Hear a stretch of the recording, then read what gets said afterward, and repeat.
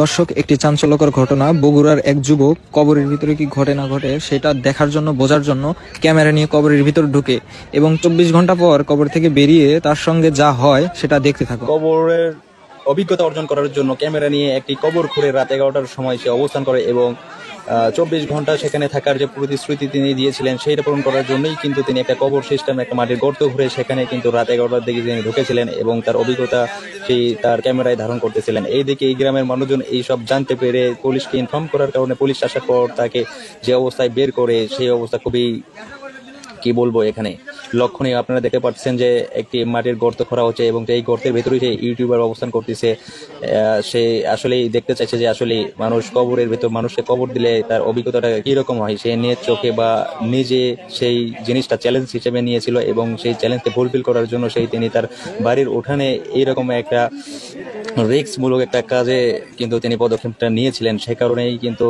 সে দেখা যাচ্ছে যে রাতের গভীর, যাতে মানুষজন না জানে, সে এমন একটি অবস্থায় তার নিজের ভাইকে নিয়ে কিন্তু সে এরকম একটা কবরের ভেতর অবস্থান করেছিল। এটা খুব ভয়ানক এবং সাহসের একটা বিষয়।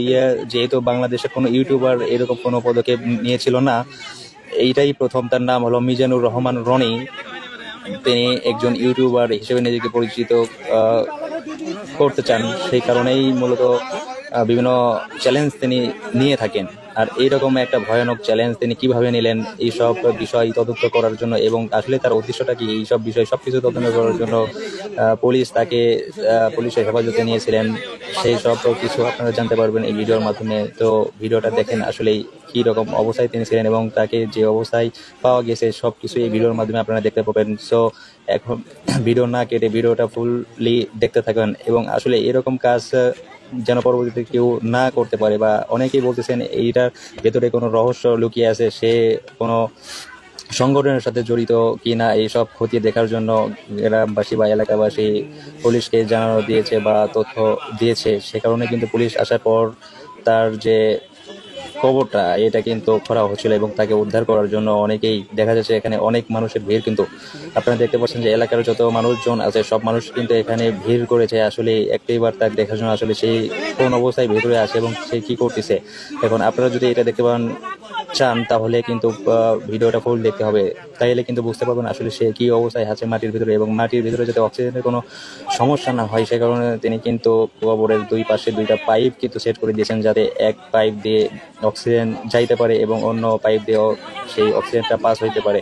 সে কারণেই কিন্তু তিনি এই অবজন ব্যবস্থা করেছেন। আসলে আমরা দেখবো আসলে কবরটা করার পর সে কোন অবস্থায় আছে এবং কি অবস্থায় সে কি করতেছে। আসলে আমরা তার বড় ভাই যিনি ছিলেন তিনি কিন্তু তাকে পাহারা দিয়েছিলেন এবং বিদ্যুতের ব্যবস্থাও কিন্তু এখানে করা হয়েছিল। তিনি জানান যে আসলে সে একটা চ্যালেঞ্জ নিয়েছিল যে কবরের ভেতর আসলে মানুষ কিভাবে থাকে, এইটার একটা অভিজ্ঞতা তিনি নিতেছেন। আসলে ভেতরের কিরকম লাগে বা মাটির ভেতরে থাকতে কিরকম লাগে। তিনি কিন্তু রাত 11টার দিকে ক্যামেরা সহ তিনি এটার ভিতরে অবস্থান করতেছিলেন এবং মানুষজন এটা জানাজানির পর পুলিশকে ইনফর্ম করে। আসলে এই বিষয়টা নিয়ে সবাই উদ্বিগ্ন। তো আপনারা দেখতে থাকেন ভিডিওটা।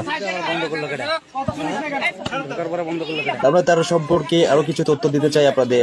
সেটা হলো যে তিনি একজন ইউটিউবার, সেটা তো বটেই, তা এর আগেও কিন্তু তিনি বিভিন্ন চ্যালেঞ্জ নিয়েছিলেন। তার কারণ তিনি নিজেকে লৌহ মানব হিসেবে কিন্তু পরিচয় এর আগেও তিনি দিতে চেয়েছিলেন। তার কারণ তিনি বাংলা বান্দা থেকে শুরু করে টেকনাফ তেতুলিয়া পর্যন্ত কিন্তু হেঁটে পুরো বাংলাদেশে ঘোরারও কিন্তু তার অভিজ্ঞতা রয়েছে। এই বিষয়টা যদিও কেউ জানে না, তার এলাকায় গিয়ে যেহেতু শুনলাম আমরা যে তার এইরকম পাগলামিও কিন্তু তার অনেকগুলো রয়েছে, কিন্তু এইটা একটা এক্সেপশনাল। এইরকম চ্যালেঞ্জ কিন্তু বাংলাদেশে অন্য কোনো ইউটিউবার কখনো নেয় নাই।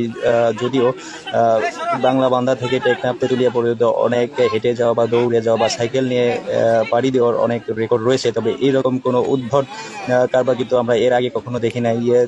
এটা কিন্তু খুব একটা উদ্বিগ্নর একটা বিষয়। মানুষ কিভাবে একটা মানুষ রাতের আধারে বা কোনো কিছু ছাড়া শুধু একটা ক্যামেরা নিয়ে এই মাটির ভিতরে অবস্থান করতে পারে, তার আসলে তার সাহসের প্রশংসা করতে হয় একদিক দিয়ে, অন্যদিকে তার এই পাগলামি আসলে কখনোই কাম্য নাই। এরকম পরিস্থিতিতে মানুষ, তার এলাকার মানুষজন খুব উদ্বিগ্ন। আসলে এই ছেলেটা করছেটা কি, এই বিষয়টা নিয়ে পুলিশকে ইনফর্ম করার পর পুলিশ কিন্তু এসে বিষয়টা খতিয়ে দেখার জন্য এখানে তাকে উদ্ধার করার জন্য এই কবরটা কিন্তু খুঁড়তে দিয়েছেন। আপনারা যেটা দেখতে পাচ্ছেন আশেপাশে কিন্তু অনেক মানুষের ঢল নেমেছে এক নজর তাকে দেখার জন্য আসলে তিনি কোন অবস্থায় আছে। তিনি কিন্তু ভেতরে একটা ক্যামেরা নিয়ে ঢুকেছেন যে আসলে ভেতরের অভিজ্ঞতাটা কি সম্পূর্ণ কিন্তু তিনি তার ক্যামেরায় ধারণ করতেছেন। এই সব যদি দেখতে হয় তাহলে আমাদের পুরো ভিডিওটা ফুল দেখতে হবে আসলে সে কোন অবস্থায় আছে এবং সে ভেতরে কি করতেছে। সো দেখতে থাকুন।